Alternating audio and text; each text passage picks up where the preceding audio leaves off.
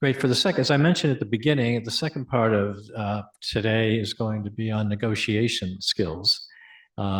Assuming you can present well, eventually you'll then have to engage with the people that want to know more, and there are skills that can be learned about that.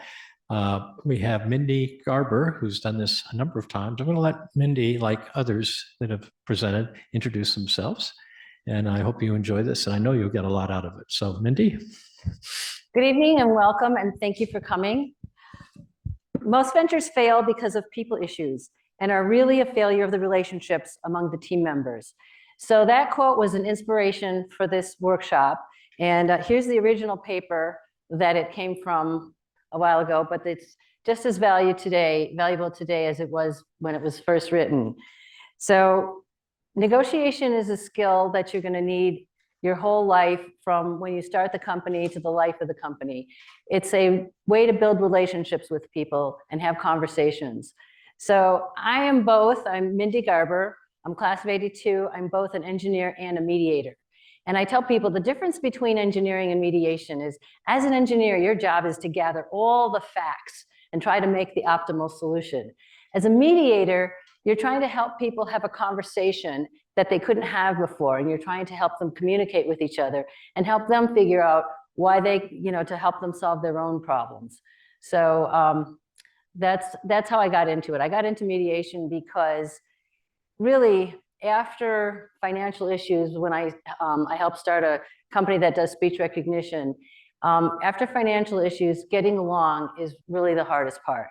And I've seen a lot of companies fail, not because of technology problems or financial, but because the two founders couldn't get along. And that leads to a lot of wasted IP. And so anything that we can do to help companies be successful and monetize their IP, it's something that will be a good thing for the US economy. Okay, so this course is very interactive, and the people on Zoom, you don't get a buy on this. There's stuff for you to do too. But I want to, please raise your hand. And for now, could everybody get a partner? And if it's the person that you are co-founder with, that's fine. But for now, you're just going to be co-founders. So please pick somebody else, because otherwise this class will be no fun. All right.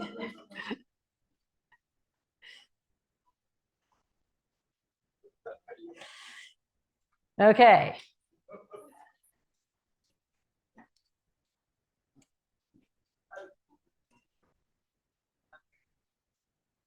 All right, that's one way to get people to move. It's so funny because when I was a student, I always would sit in the back too, and now I get it. It's like, please, if you want, come forward. Okay, all right. So the agenda, we're going to talk a little bit about negotiation. We're going to talk about when you start up negotiations. And when you're starting up, it's you're negotiating with your co-founder, with the intra-company, and intercompany between other companies. And then we have a bunch of role plays along the way, and we'll do a debrief. Okay. So there are many schools of thought of negotiation, but basically there's two kinds of ideas. There's an idea that it's either win-lose or it's more of a collaboration. If it's a win-lose, you're trying to get as most, you think it's a zero-sum game. I win, you lose. If I get something, you lose something. And also you don't really necessarily care about the relationship between the people. But if it's a collaboration and it's two people working on the problem together. So my whole philosophy is all based on getting to yes. And I took the program on negotiation at Harvard, which I highly recommend. So it's a joint effort. You're collaborating. It's a problem for two people to solve, and you do care about the relationship. And this is, and I know that Joe has a million stories too. There is no such thing as one and done. People think, oh, I'm just going to do this and I'm never going to see this guy again. Well, we both have a lot of stories, if there's time at the end, to tell you how what you negotiate today may come back to haunt you, even if it's the person doesn't, goes to another company and decides never to buy your product again. You will always meet people again. And so being a principled negotiator is a very important thing. Your reputation will precede you. So the first thing to think about in a negotiation is, for you, what are your interests? What are your needs and goals and hopes and fears? What is it you want? There's a lot of people, when I'm in mediation and you ask people, okay, well, what is it you want? People have no idea. They haven't really thought about it. It's like, well, how can you solve your problem if it isn't, you don't really even know why it is you're doing things?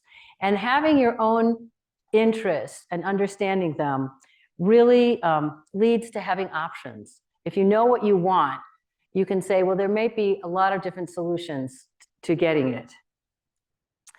So I just put this picture in. This is a sort of stereotypical negotiation, is like, people have positions. I want $500. And then if you ask them why do you need $500? They'll say, well, you drove over my fence and it's going to cost $500 to fix it. So that's the interest, is that I need to fix my fence. And I could say, well, my brother fixes fences and he'll do it and he'll make it as good as new and you won't have to pay anything. So now I've had an option of, the options are all the things that solve your interests that you may not have thought of. So typically, as an engineer, we come in and say, here is the right answer. We need to program this in C++. And then you'd say, well, like, why? You say, well, if I have to learn some other language, it'll take me 6 months to learn that language, but I already know C++, so I can do it in 3 weeks. So you have to get to, even I teach a moderating design dispute in one of the design courses, 2009, and it's really just helping people understand why people want what they want. Okay. So now we're getting to the negotiations. So the first things you're going to do is talk amongst yourselves. Then you're going to have negotiations within your company as it grows, and you're going to have to talk to people outside your company, not just your customers, but your vendors, your people that you work with and collaborate with. So you're going to have all kinds of negotiations. So we talk about the kinds of negotiations the founders should have. And I've divided into 3 parts. One is first questions, and we'll get to these in details. Everybody's heard of a founders agreement, and we'll talk a little bit about that. And then there's the team agreement. So first questions are really, why are you doing this? What does success look like? And what are you giving up to do this venture? And I think the third question is really one of the most important, because people will say, oh, I'm giving up grad school, or I got this great job with Google, but I'm giving it up to work on this. And it's really important to know where people come from. So what I'd like you to do is, for about 2 minutes, with your co-founder, don't give information that's secret to your company, but ask each other these questions and answer them. Now, what I want to also stress here is, the person, when you ask your co-founder, why are you doing this? They're going to give you some answer. Instead of just moving on, we're going to practice active listening and just reframe it and say, so you are doing this to further the science in your field, whatever it is. And this way, both sides feel heard, and we're going to ask and answer these questions. Okay? Give like 2 minutes or 3 minutes.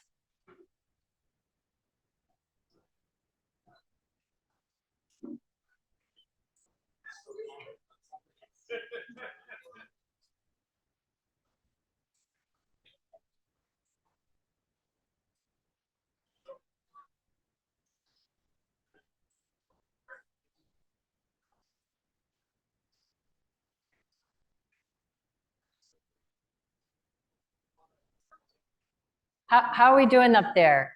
Let's stop for a minute. How many of you are planning to found a company with another person? Please raise your hand. So keep your hands raised if you have already had this discussion. Okay, one person. Okay, so what you're doing here is you're finding out each other's interests.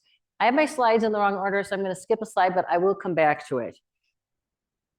So what I tell people to do is, this is called the circle of interest, where you write a circle and then you put each person's, a little stick for each person, and write their interests down. And the reason you do this is so that you literally get all of your interests on one page. So this is what I did. I mentored a startup, and we sat and I actually asked them the questions, and I took down their answers. And you can see one of them is, I'm trying to solve a problem that's been identified but not yet solved. I want to learn about tech. I don't know about tech, but I wanted to challenge myself. I want to challenge myself to learn something I know nothing. I'm good at detail and I want to keep expanding my skills. And the other founder said, well, I want to be a successful entrepreneur. I want to show how a successful venture can change the format or help a certain section of people and be a profitable company. So they gave me all these things. I wrote them down. And then I looked at them and I said, oh, so have you heard you haven't heard anything that you haven't heard before, right here? And they kind of gave me a very sheepish look, and they hadn't discussed it because they had a great idea. They both wanted to do it, but they didn't know why the other person wanted to do it, right? So I feel like this is, well, let me ask you this. Do you think this is important when starting a company? Okay. So let me go back to this slide that I skipped, because I went back and forth what order these things should be in. And this slide I added because pretty much after every one of these lectures, people go, well, how do I know who's a good co-founder? How do I know? How should I pick them? And the thing is, this is where I call the discussion that you have your honest assessment. What skills do we each bring, and what are our personalities? To really discuss like, oh, I really love being in front of people and I will talk people's ears off. Whereas some people are like, well, maybe that kind of function you should take over because I'm not so interested in doing that. But what I am not saying is, let's just say you're two mechanical engineers and you have an idea for a widget. I am not saying you should not form a company together because you have the exact same skills. What I'm saying is that when you form your company with, you know your skill set, and you're going to say, oh, we will need additional skills to help this company, right? So it's not saying who you should and shouldn't, be with as far as your technical skills. It's just understanding that there's a lot of skills needed to start a company, and knowing which ones you have and which ones you don't have are really important. Okay. All right. So the next one is the founders agreement. And I'm not going to spend too much time on it because there are lots and lots of books written. In fact, even MIT has a book on how to write a founders agreement. But basically, it's just covering who owns what, who did what, who's contributing what, and your very favorite, the equity discussion. How many people are looking forward to having an equity discussion with their co-founder? Okay, so you already had it? Do you guys already had your equity discussions? No, the people, oh no, you're just, okay, fine. All right.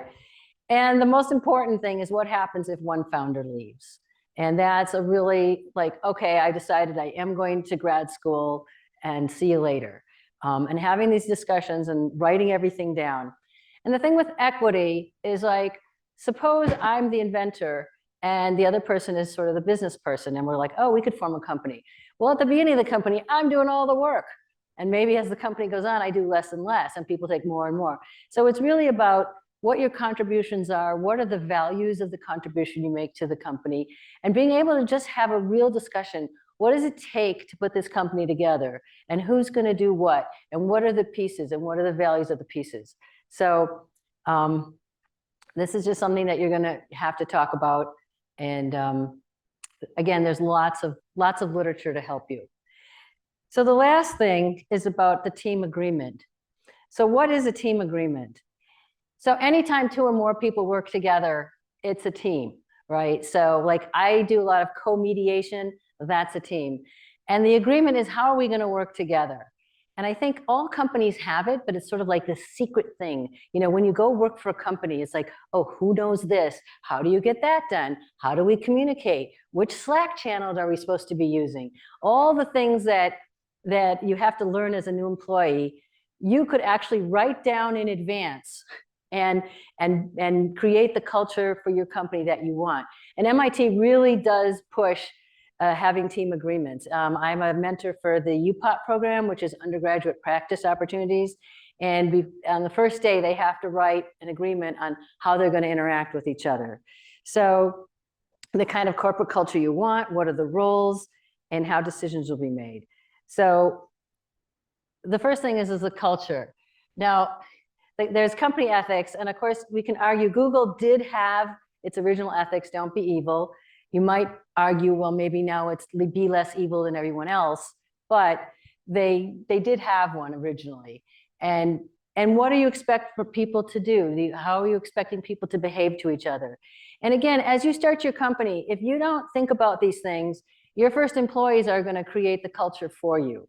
So this is your chance to do two things: set up the kind of culture you want to work in and you want others to work in, and also have a way to communicate it with each other. So this is like, how are you going to interact? How are we going to have meetings? So I just co-founded a venture, which is a nonprofit, that we're really just teaching workshops. And I set these things up. We're gonna have a Monday morning meeting, and we're gonna talk about the following things.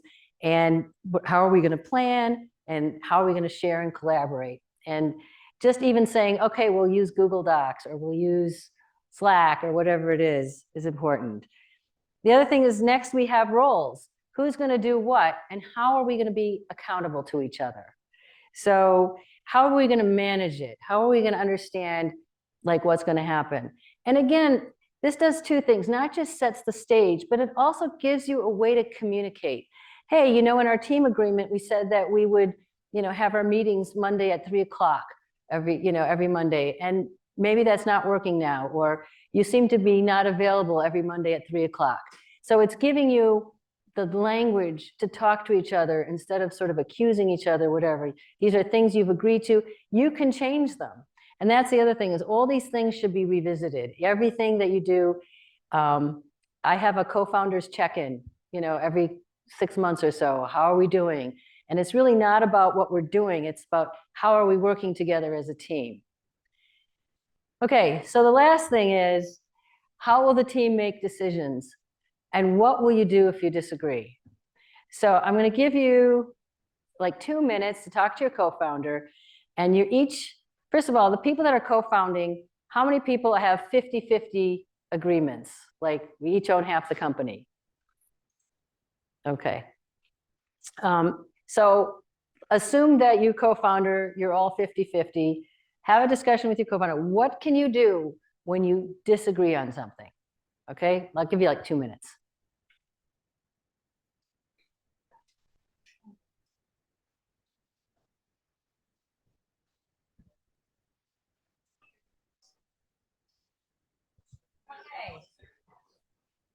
Okay. Raise your hand and I'll call on you. Who has some suggestions as to what to do?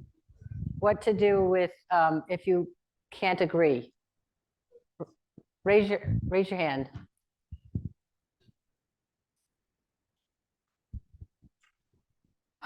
Give each other some time to discuss over what was being discussed, have bullet points for it.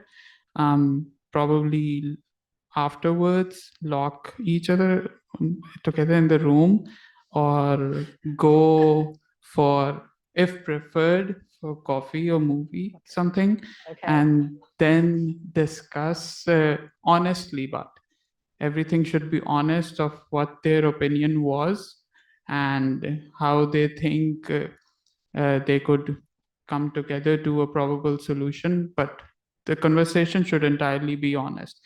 Once we exit the room, there should be nothing that's held back, so that with a collective vision, we can move forward from that problem, because there's many others to come. Okay, so step back, think about it, and have a real intense discussion. Who else has some other ideas? So I think it also depends on at which point of disagreement you are. If it is a point of blockage of the business, potentially one that will impact the growth of the business, it has to be a point that will have a form of resolution. So in the past, that level of disagreement, I've put it in the agreement from the beginning. Basically a Wesleyan approach. We will agree to disagree, and this is what we will do. prior to that, you should try to not be at that level and then try to get some form of mediation. So finding a neutral ground, going to a movie or sharing a meal is one thing, but maybe as the business is more mature, finding ways to not get to that level of disagreement, and how, if there's not an imbalance of power, how you can get a joint decision. Okay, good. Over here. So one thing that we were talking about is if we really disagree on something, that we should find like an unbiased person that could, like a consultant that could help us, and we should agree that we will go with the opinion of that unbiased person that is an expert on that field. Consultant, great. Are there any other ideas? Oh, they're back there.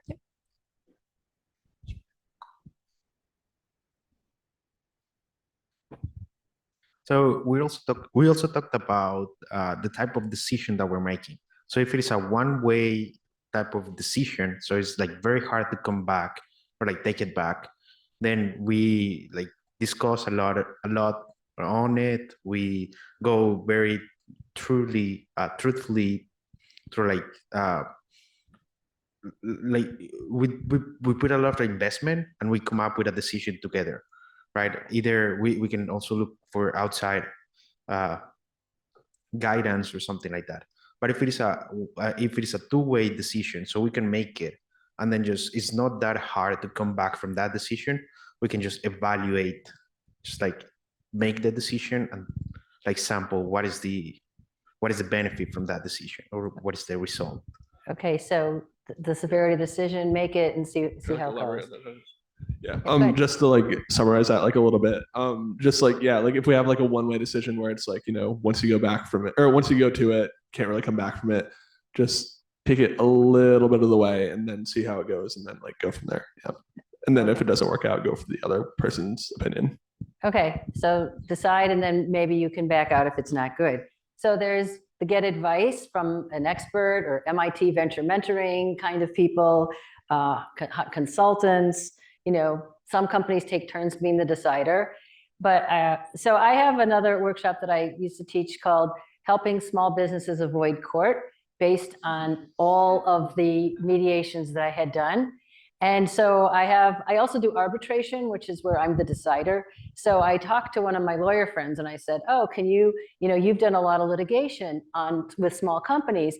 Can you tell me what, you know, I'm working on this workshop. Can you help me? And he looks at me and says, never, ever let anyone be 50-50. Make it 51-49. And then he starts telling me all the court cases that he had where he sued the other partner.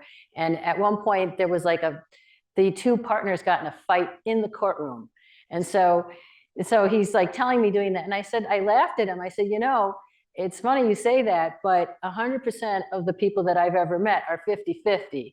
So we better give them the tools so that they can avoid you. So they don't wind up being lawyers. So that's sort of where this has started out from. Okay, good. So now we're going to get to the role play, and I need a couple of volunteers.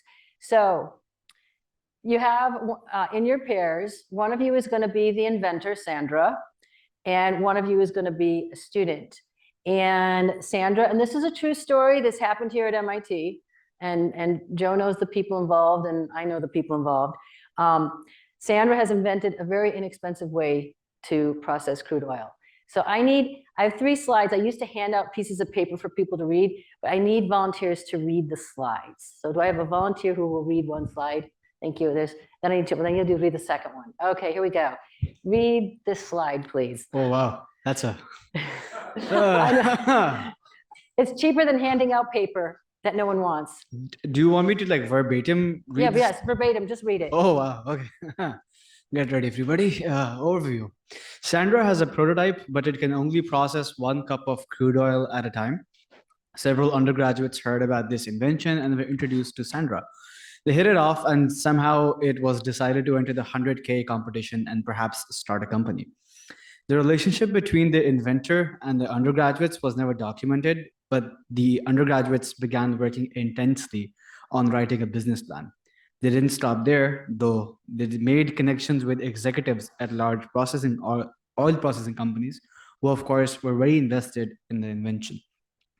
They put in a tremendous amount of work in this venture, sometimes to the detriment of their regular classwork. Just before the competition, however, Sandra is thinking of pulling out. Oh man. Saying that her invention isn't ready. This would leave the students disappointed and frustrated that all their work has been for nothing. Okay, Sad. next one. So smart.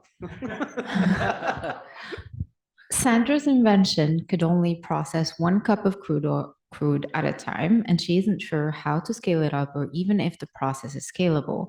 She has no written agreement with the students, and she isn't even sure the students are capable of starting a company. In the end, though, it is her invention, and she feels that she can decide what to do with it. All right, I need one more reader. Anyone else want to read one? Okay. They are in the awe of Sandra. She had a PhD and has invented something that could be really useful and profitable. They're hesitant to bring up uncomfortable subjects like agreements, with her assuming that it will all work out after they have proven to her how much effort they're willing to put in to make the company a success. They can't understand her reluctance to move forward faster. When they get a company executive interested, she doesn't seem that excited to speak with them. Also, she doesn't seem to really want to show her invention to anyone, even though from the outside, it just looks like a black box and no one would be able to see the inside process. Okay, so one of you is Sandra and one of you is the students. But first of all, I'd like you to discuss what are your interests. So take a couple minutes and tell each other what your interests are. And actually, and you can think about the other person's too. So if you're a student, you can think, oh, maybe Sandra might be interested in this. So think about the interests of both Sandra and the student, and I'll give you a few minutes. People at home, write down all the interests that you can think of for both Sandra and the students.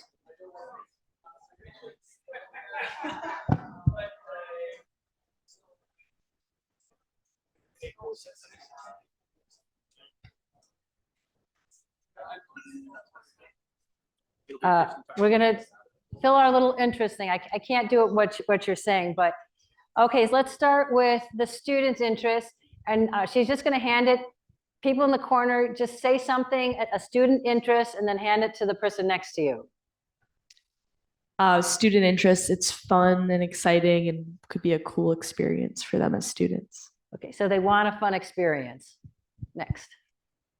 The student. Student or Sandra? Okay, we can say Sandra, whatever.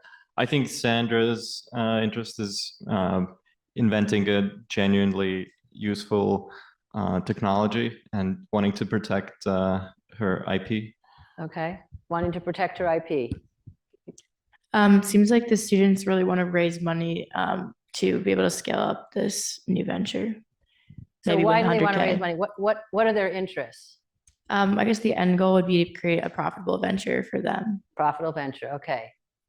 I think for Sandra, I think she only wants to put a product out there that she's sure is scalable and viable.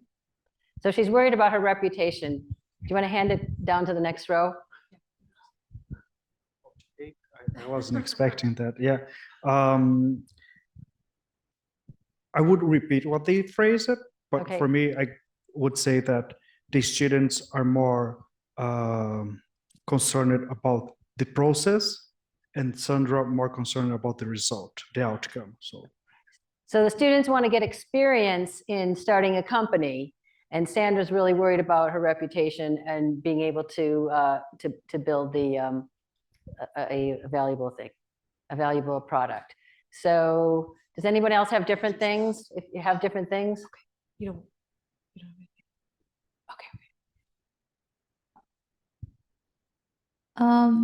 This is mean, but maybe because the students also spend a lot of time on it, like it was detrimental to their schoolwork, according to the text. So what are their interests then? Are they avoiding work on purpose? So like, oh no, I can't do my homework. I have to work on this project. I mean, is like, what's an interest? Maybe it's also like sunken cost kind of thing where they spend time on this when they could have been doing time on their work instead. So they want to see something come out of it. Okay, so they want a return on their investment Yeah, ROI of time. Okay. of time. Right. Are there other ideas? Okay. Actually, go here first and then back. Oh, okay, that's okay. Go ahead. That's fine. Sounds like Sandra is interested in just keeping the control. Okay, so she is interested in control. Yeah. Okay, anyone else on this line? Okay.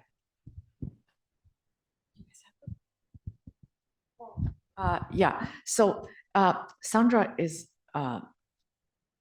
focused on develop this technology, right? Try to make it scalable and eventually be able to use it to process oil as a good solution.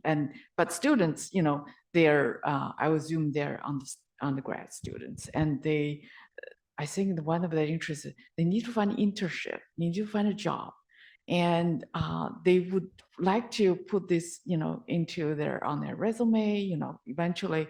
So their focus and Sandra's, I think, is a little different, and maybe that's one thing. No, this is good. So possibly they just want to put it on their resume, but maybe they don't. They want this to be their career, their job.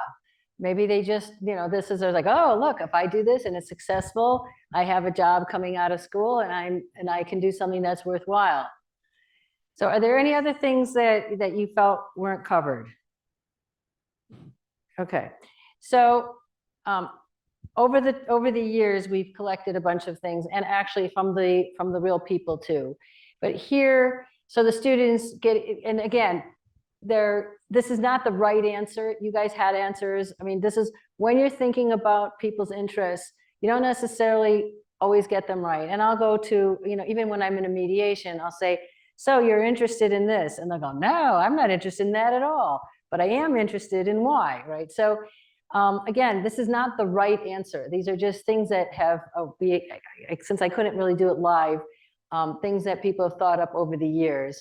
You know, there's a career path with the company, the students, they are learning to talk with executives. I mean, they're talking to senior executives at oil companies, right? They are bringing a new technology that will help the world.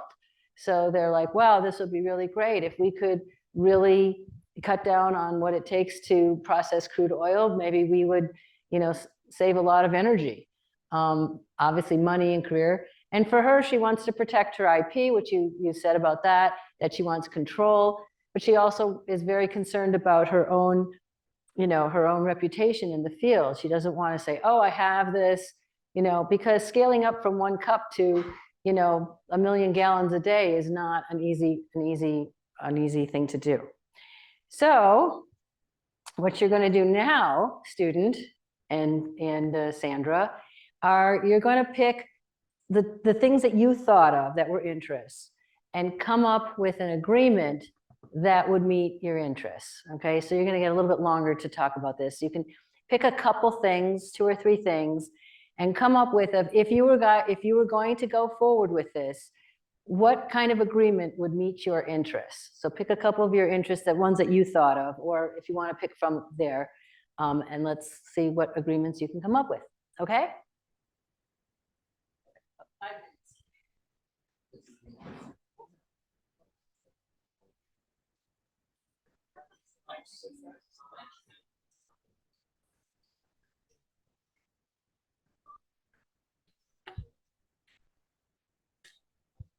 Okay, so how many of you, raise your hand if you were able to come to some kind of agreement? Okay, so for the people who came to an agreement, can you tell us something that you agreed to? And I wanted to make one other comment before that someone came up and mentioned to me. So sometimes it's hard to understand what are interests and what are positions. Like I want to raise capital. Well, then it's what are the interests behind the capital? What is it going to do for you? Why do you want to raise the capital? So these are interests, what they want, what they're interested, what their fears are, as opposed to, you know, they could say, I want to make $1 million. Well, that's an interest, right? So But we'll keep going through this and coming down to what are interests versus positions. Okay, so who wants to share something that they agreed to, that they could both agree to? We could go first. So we came to the agreement that it could be a joint venture, but Sandra has all the IP of the patent and everything, and she comes to like a time-based agreement of licensing, where for this business specifically, there's like a significantly discounted rate for the students to manufacture and use the IP for the first, say, 10, 15 years. And then slowly with time that changes.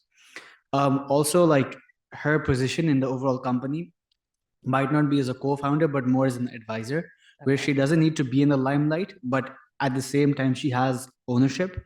She has shares. She could have an agreement with the revenue shares also come to her because her license, she already has money coming in, but an additional revenue stream for her. The way I see it is that students have the most incentive to do it, but because Sandra has the IP, the students have to take the most risk.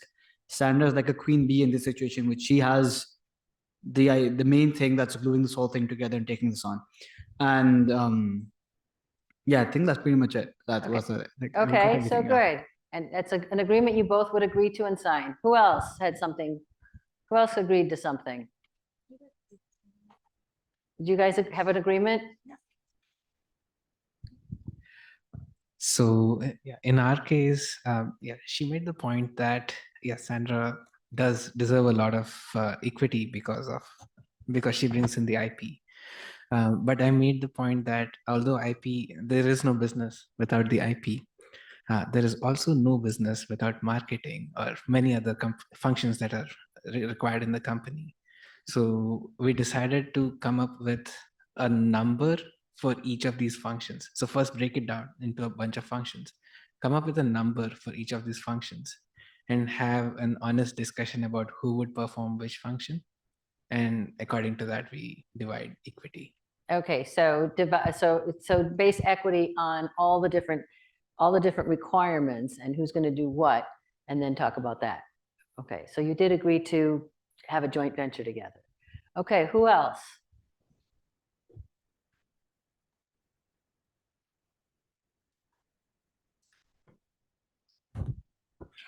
So, I mean, like overall, we had a lot more disagreements and agreements, but one thing we did talk about was like maybe using patents to protect her IP for a little bit so that she could have some control over it while giving like company control over to someone else. Okay, so what were your challenges? Yeah, I mean, the challenge is like, it sounds kind of like Sandra wants to have her cake and eat it too a little bit because like, you know, she wants to protect her IP and like have control over it, right? But at the same time, she doesn't want to run a business and like she wants to stay out of the limelight, and that kind of like, you know, interferes with like wanting to grow it and everything. So she's ambivalent about doing this in general. That's what it sounds like. Okay, so who else had some challenges that would like to share? Okay. It might be different, but it's just thinking about it. Since student cannot really take that much risk, why not use this as a research project where, you know, you can improve on the product, how to scale them. You can get grants to, you know, still make money if you can make money, but both parties can still be protected because it's a research. You don't have to like make any promises. Okay, so instead of starting a company, let's research to how we can scale it up. Is that what you're saying? So let's put in money, we're going to research, we're going to get grants to see if it is scalable. And that way, if I'm Sandra, I feel more comfortable, and that you feel more comfortable that this is going to be a real product and a viable product. Okay, that's a really great idea. Are there any other challenges that you couldn't come to an agreement because of challenges? Okay, so what really happened? How many of you think they had any agreement? Raise your hand. Okay, so they didn't. But let me ask you this before we go to the answer. Is this a one of, does this ever happen? Is this just like one time at MIT this happened and it doesn't happen ever? What are your thoughts? Do you think this is? Do you ever hear of things like this happening? Joe, do you want to say something? Okay. Okay. So they didn't have any agreement. And they weren't ever able to really talk about what they wanted and what they thought Sandra wanted. And she took her invention and started a different company with a whole different set of people. So it was a great, excellent learning experience for the students.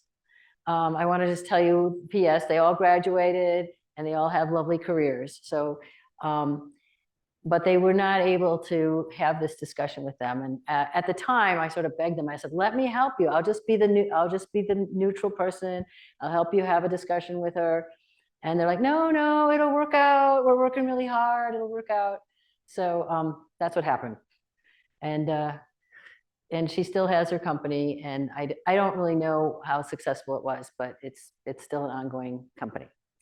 So that was that. Was this useful to go through this exercise? Was this helpful to you to think about things from both sides? Okay, because we're gonna just go do a couple more of these. Okay, so actually, so this is your agreements. So now you have a company and you're gonna negotiate within a company, within people. And again, there might be differences in power levels. You might have legal ramifications. There may be more than two parties, and it may require another level of confidentiality. But again, even when I'm having difficulties with someone, I always draw my little circle of interest and really try to understand what is it that people are interested in, and can I position my interests in the terms of other interests. So I sort of given you, this is an example. And this is based on two people that I mentored. So Judy wants to get a promotion as a marketing manager. By the way, is there a talent acquisition module in this? Is there a talent acquisition module in your course now? Okay, so in the field of talent acquisition, this is thinking about how people get hired and who you hire. But this is example, Judy wanted to apply to be a marketing manager. And so I had to go through each sort of interested party, and these are all the stakeholders. What could they possibly be thinking about? What would be interest them?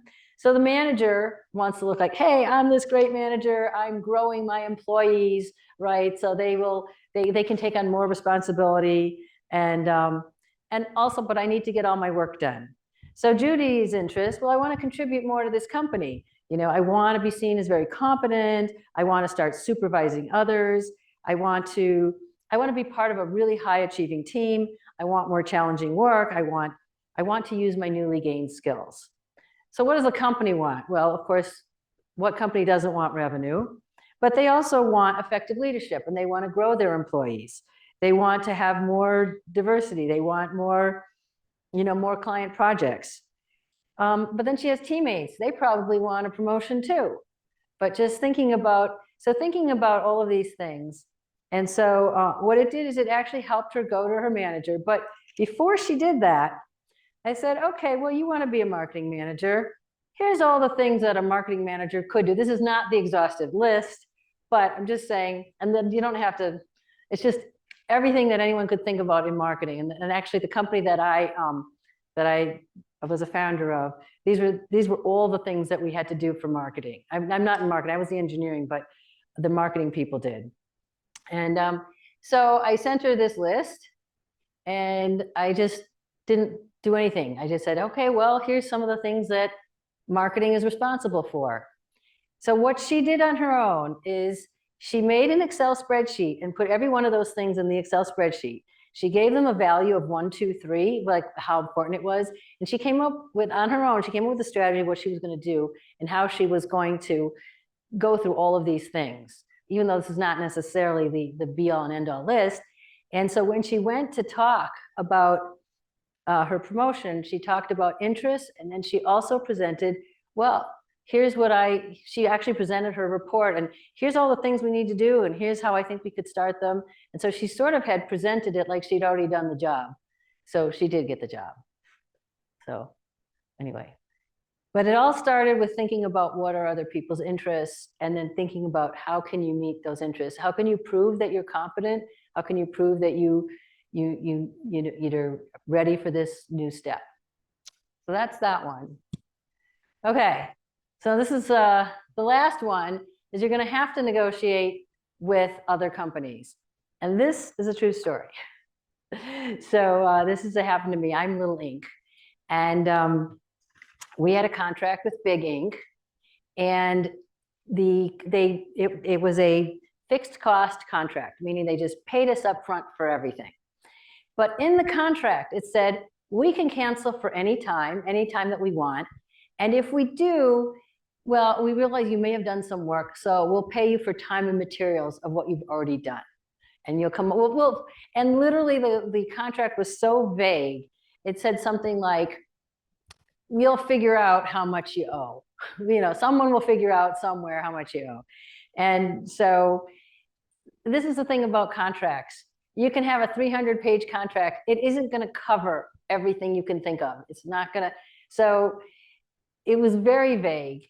And they didn't cancel the contract because of our work. The company, the Big Inc., was actually having more financial issues, and they canceled all of their contracts. So we were just one of them, but probably on the smaller side. So they said, we're going to need some money back, and we'll talk about, we'll tell you what we're going to do later. So I met with the, I was as manager, or not manager, but just as representing service. We had a CFO, the chief financial officer, and the salesperson who actually sold it. So we went around the room, and we said, I think we should do this. I think we should do that. And, and that got us nowhere. So I said, how about this? Why don't we sit down and think about all of our interests, and we'll think of the interests of the other company, and then see if we can come up with a solution space that would work for us before we even meet with them. So now we have Little Inc. has a sales executive. We have the service manager, me, and we have the CFO, and then we have Big Inc. So for this contract, well, let's start with the easiest one. What might the sales executive's concern be? Like, oh my God, the contract was canceled, we're going to have to give back money. What was his concern? That's right. What happens to my commission? So that's what he was mostly worried about. And so let's talk about the service manager, me. What was I concerned about? My reputation. What else? My job. We lost a contract. What else? What does customer support care about? Customers and what? The relationship, right? So what did I care about? They had been a customer for a really long time, and we had other stuff going on with them. So this was not a one-time deal. We had other contracts with them. So other interests. And let me just tell you, we came up with 3 pages. 3 pages of interest. Okay, let's talk about our CFO. What was her interest? What's the problem with giving money back? Cash flow. Worried about the company. What else?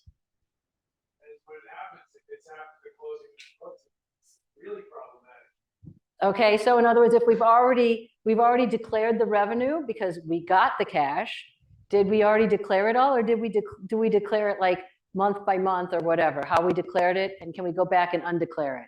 So that was that. But there were a lot of personal things too. For example, one of her concerns was, I don't want them to think this is, David and Goliath, and they're just stomping all over us. I wanted them to feel like we are a real company. We were a 20-person company, and they were like, 10,000 people. But the 2 of us were agreed on a couple things. One, we did not want this to escalate to the CEO, even though that was just one level up, right? In a 20-person company, you know, there's only one or two levels, right? We did not want it to go to the CEO. We did not want lawyers involved, right? Because that wouldn't have done any good. And so we really wanted to keep it at our level. But now think about our contact at Big Inc. What was Big Inc. worried about? Their reputation. So they're like, oh, we bought something from Little Inc. and we canceled it, and who cares? We stomp all over little companies. What else? Legal, maybe like they'll sue us because, you know, we've already paid them and they've done so much of the work. Maybe they don't know that we're, you know, they don't know what we're thinking, right? And we didn't know what they were thinking either. So what else?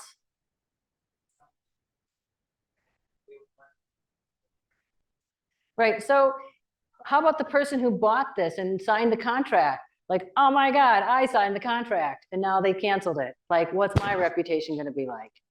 Okay, so here's the interest that we came up with. And again, I said we have 3 pages. So from the sales executive, like, is this gonna affect my follow-on business? The original contracts were fair and reasonable, so we felt like his interest was that we didn't do anything wrong and we shouldn't be penalized. You have a question? Were we assuming that this was a big sale? It was a big company, but was it a big sale? It was a big sale for Little Inc. Not for Big Inc. Okay. And again, for me, the relationship with the customer was very important. And I did want them to acknowledge that we had done work. I wanted them to say that we were a competent company, that they didn't cancel because of anything we did wrong. So I was worried about our reputation. Again, I did not want it to get escalated because I just thought that would make things more intense, put it that way. Our CFO was worried about cash flow. She didn't want to get, again, lawyers didn't want to look like she was inexperienced and didn't know how to run a company.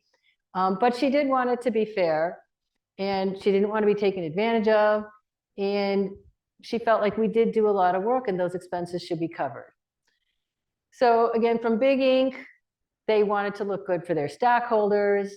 They wanted to, you know, continue the relationship with us. We just assumed that. We assumed that because we had other contracts with them. Again, we didn't know this, but this is what we thought of in our meeting, and which I tell people that they really, you know, have to think a lot about. And they didn't want to anger upper management and didn't want to escalate it. So they had a stable of lawyers. We had none, actually. We would pay a lawyer piecemeal, so it would have been a lot more expensive for us. So what happened? So the day before the meeting, I call my contact and I said, oh, can you just tell us anything? Can you give us a hint? And he said, no, but let me just tell you this. Please listen to everything they have to say before you respond. Okay, so the day comes and the 3 of us are crammed into a little office with those little speaker phones, the little triangle things, and we call them and you can feel the tension in the air. And he says, you know, we say hello, and then they say, they come up and they say, we want this much money back. And our CFO looks up and she says, okay. And that was it. So this is a class on negotiation. What kind of negotiation was that? What are your thoughts? We just agreed to the very first thing they said. Why? Yes. Because it was better than you would expect. So we had thought in advance what our solution space could be. We had thought, and really she had calculated out how much she could afford, what would it do. And the thing is you know, typically when I teach this, I get a lot of pushback saying, hey, you should have at least pushed once because you know, you're not doing the fiduciary responsibility for your company. But what were our interests?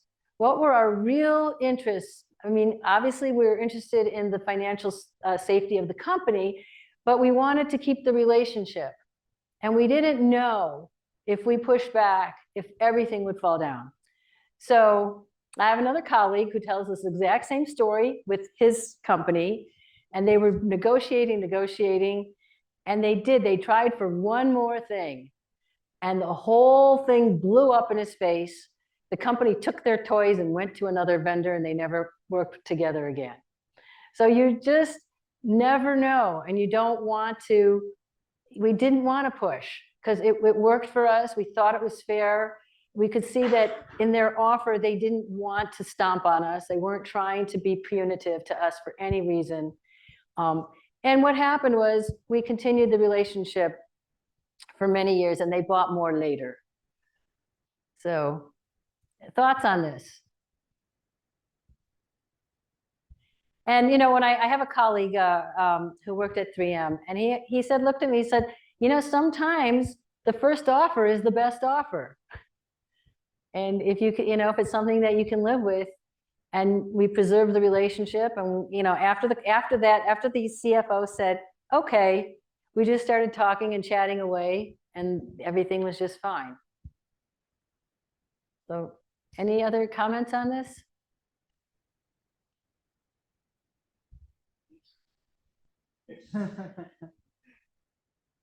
Okay. Yeah.